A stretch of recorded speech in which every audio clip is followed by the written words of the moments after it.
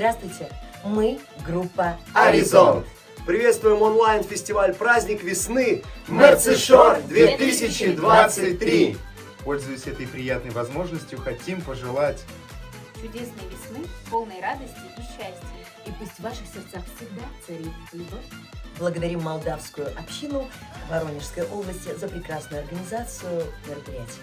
И рады возможности представить нашу композицию «ЧСФА» С душевным теплом из России и Молдовы.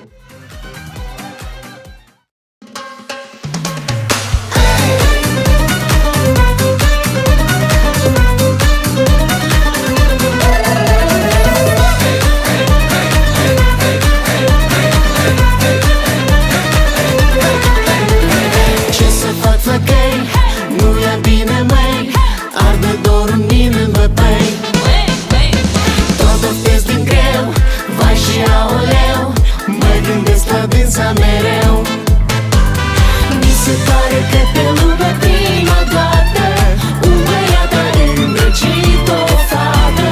Până la nuntă, măi, eu mă tem flăcăi, inima s-a rupt în bătăi. Poate că n-am să mor de dor, dar cine a spus că dorul e un vent ușor?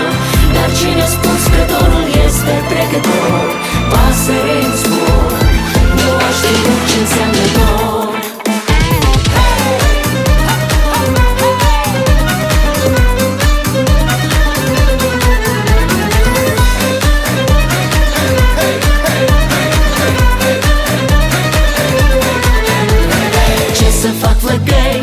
Nu e bine, măi, că mă arde dor.